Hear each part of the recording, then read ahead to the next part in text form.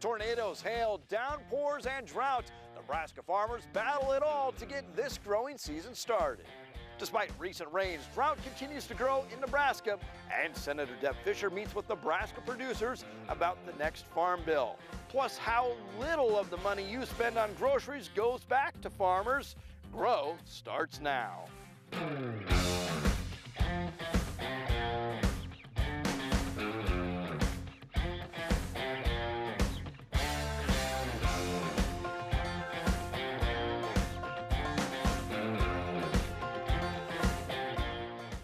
Welcome to the program. Planting picks up steam, but is still a little behind schedule.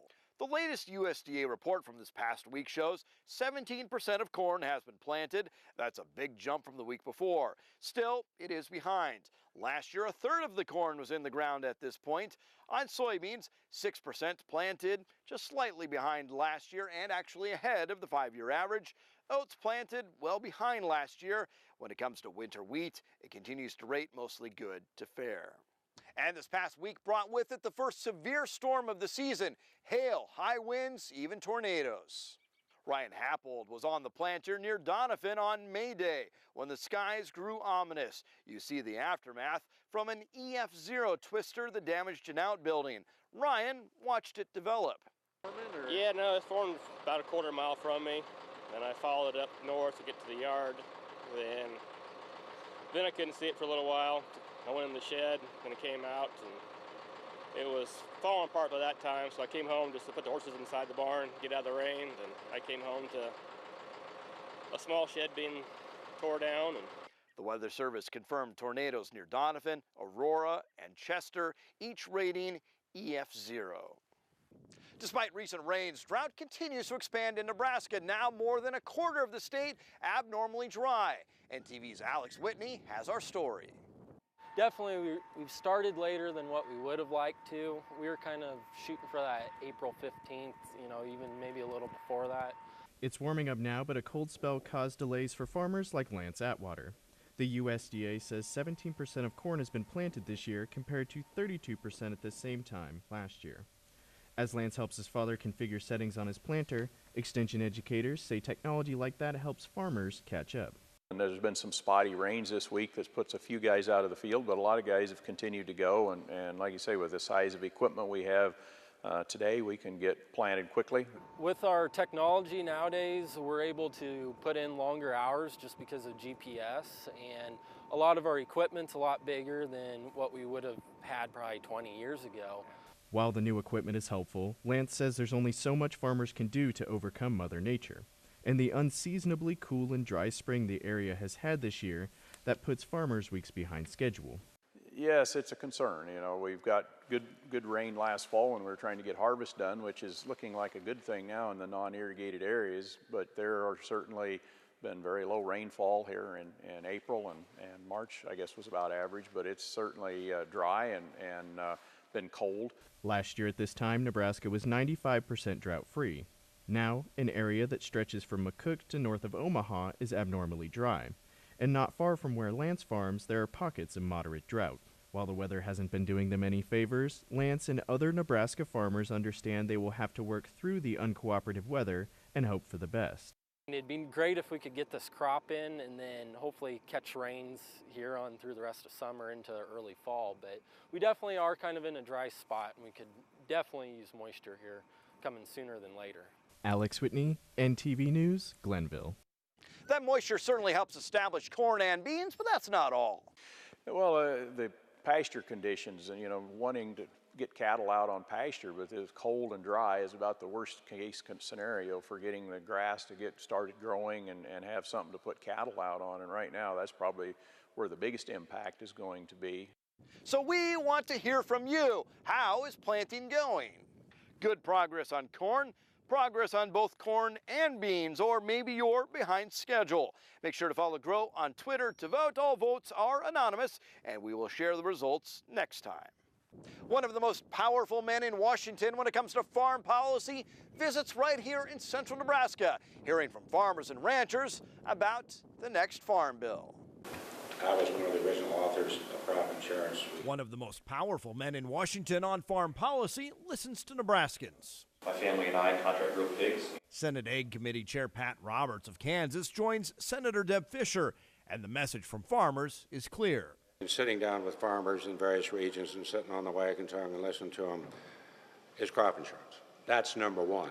Producers like Kevin Peterson of Osceola ask for stability. When we meet with our lenders, when we make cropping decisions, when we decide which livestock that we want to invest in, having that certainty in a farm bill is something that we all take into consideration. The Senate will release its version of the farm bill soon. Roberts says they need 60 votes, requiring support from across the aisle. The Ag Committee is usually a bipartisan committee that works together well. I'm pleased to be on the committee.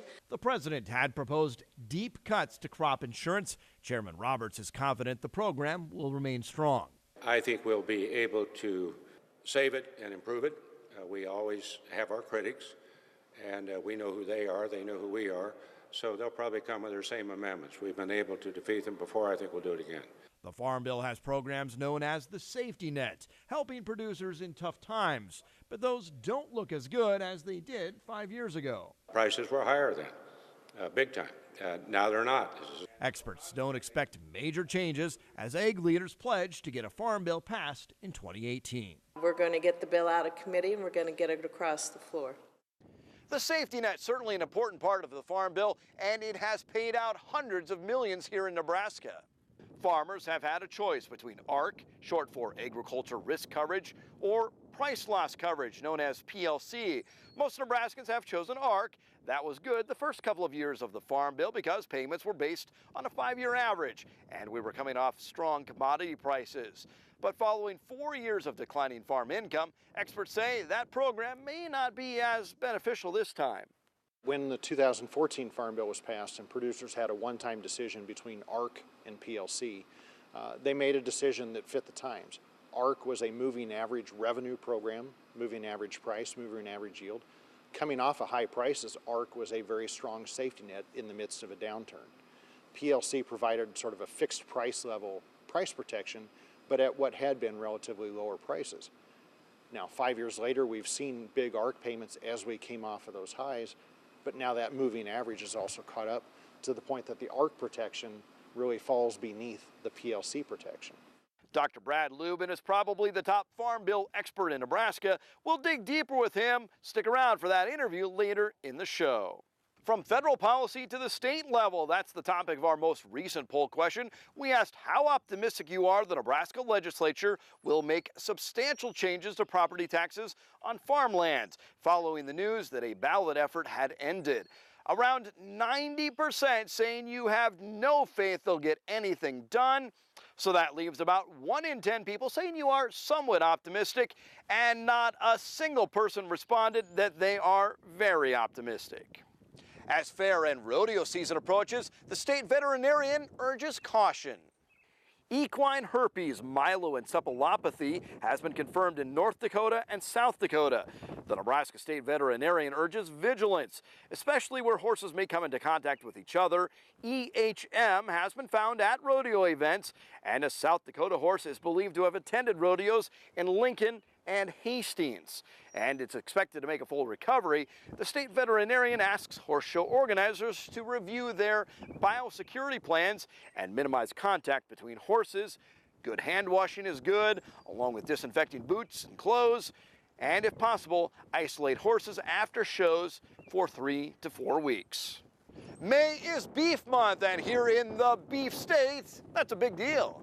Did you know Nebraska is #1 for beef exports, also #1 for red meat production, commercial cattle slaughter, and continuing to fight for #1 for cattle on feed. Plus, Nebraska has the top 3 cattle counties in the nation. Agriculture is Nebraska's top industry, and by the numbers, beef the top part of that. And the packing industry, certainly a big part of the beef industry as well, but one of the state's plants having some issues with protests. According to employees at Cargill and Schuyler, they gathered in the cafeteria this past week demanding justice over raises given to other shifts, but not the first shift. Those workers told NTV they have been mistreated and that retirement benefits have been eliminated. We reached out to Cargill, and the company's communications director tells us in part, quote, Cargill provides additional compensation to help recruit and retain employees for second and third shifts due to low unemployment in the area. As a result, the company negotiated with the United Food and Commercial Workers Labor Organization voluntarily and in mid-contract to implement a 6-month trial program to attract and retain employees to those shifts. Next, we dig deeper on the Farm Bill, and later, pennies on the dollar, just how little of your food dollar goes back to farmers and ranchers.